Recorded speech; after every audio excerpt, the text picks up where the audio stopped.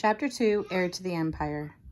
My stomach was growling by the time the last bell rang and they set us free for the weekend. I headed down the boardwalk toward the library. Mrs. Lawrence always kept a plate of Chips Ahoy at the front desk. I was feeling pretty terrific for somebody who got robbed of his pizza money. You can't be sad in Coney Island on a clear September day. The ocean was glittery, the air smelled salty and sweet. The audiobook was nearing the climax. I couldn't get caught walking around with a book, of course. That's like begging for a wedgie. I cranked up my headphones and Heir to the Empire by Timothy Zahn. Things were looking crummy for Han Solo. Thrawn's fighters swarmed the Millennium Falcon. The sound cut out when somebody came up behind me and ripped the headphones off my head. Who buys yellow headphones? This girl, Angelina Carmelo, said. She was really pretty, even though she was friends with Damon Rayburn. It's like lemons growing out of your ears. Plus, you missed a belt loop, Angelina's friend Rhonda Glumsky said. She yanked on the loop I missed. I truly don't understand how you got skipped a grade. How can you be so lame yet so totally adorbs? Ew, Angelina said. She chucked my headphones at me. Then Rhonda shoved me so hard she knocked the gum out of my mouth. I had to think about this.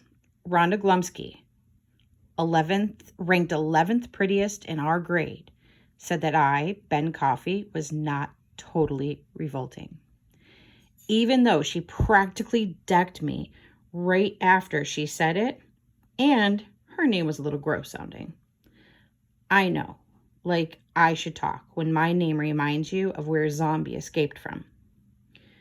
You were kind of perfect for each other if you took out the part about Rhonda being really mean.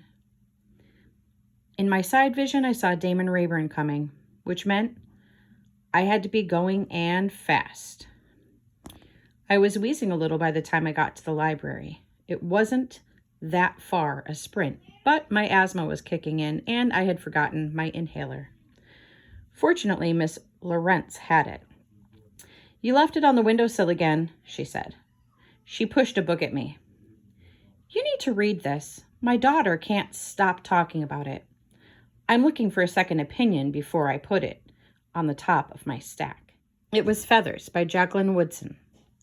This doesn't look like sci-fi, I said. You won't spontaneously combust, Miss Lawrence said.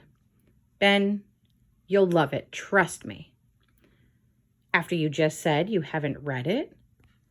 Why are you standing here talking to me when you should be reading? It's written by a girl, I said. So? Like, I'm a dude. Take some cookies with you, dude. And yes, you can keep the fire escape door open a crack. She let me do that on asthma days. The breeze felt nice. I didn't know it just then, but getting stopped by Angelina and Rhonda, which led to me getting chased by Rayburn, which got my asthma going, which made me crack the alley door, was about to flip my life upside down. I propped open the door with one of the grimy old encyclopedias. Miss Lawrence was always trying to dump on everyone Volume 10, Gargantuan to Halitosis, and settled it on my table hidden away in the back. There were all these giant pictures silk-screened on the walls. Photographs from the old days when Coney Island was the most famous beach in America. My favorite was called Dreamland at Night. It was the way Luna Park, this amusement park, right on the ocean looked in 1905. The tower shined like a softer sun. Think of honey lit up with the kind of electricity inside an angel's mind when she's wishing only the most beautiful things for you. I took a breath from my inhaler and eyed Feathers. The cover was a picture of, guess what? A feather. No spaceships, no exploding Death Star, not even a freaking laser sword. The story went like this. There's this new kid in school. Some call him the Jesus boy. Others think he's a freak, and they bully him bad. I related to him. I'm not talking about the bullying, but about how I always felt like a stranger, even to myself sometimes. I just didn't know where I fit in or what I was supposed to do or be in my life. Like, maybe I was a mistake. Pretty soon, I was on the last page of the book. The story was the kind that ends too quick and leaves you worrying about what's going to happen to the characters, almost like they're your friends, except not annoying.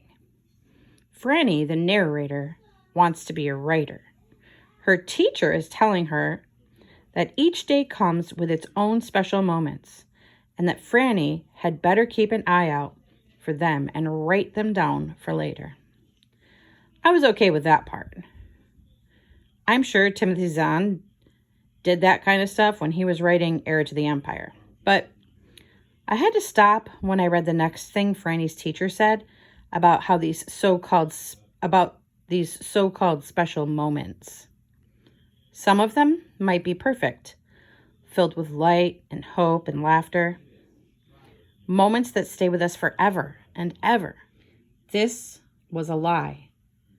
Nothing lasts forever. It's a scientific fact. Things happen and they're over and you can't get them back. Einstein said we can travel to the future, and astronauts proved it. They synchronized 20 clocks and took 10 into space. They spent 6 months up there, whipping around at 17,000 miles an hour, almost 5 miles per second. When they landed, all the clocks in mission control were 0.007 seconds ahead of all the ones that went into space. You see what happened? They traveled a fraction of a second into the future. Look it up if you don't believe me. This means if you travel really fast, like at light speed, when you land back on Earth, the clocks will be years and years ahead, and you've escaped far into the future. Here's the problem. Einstein used the same math to prove we can never go back to the past. I stared into the picture of Luna Park in 1905. I would never get to be there.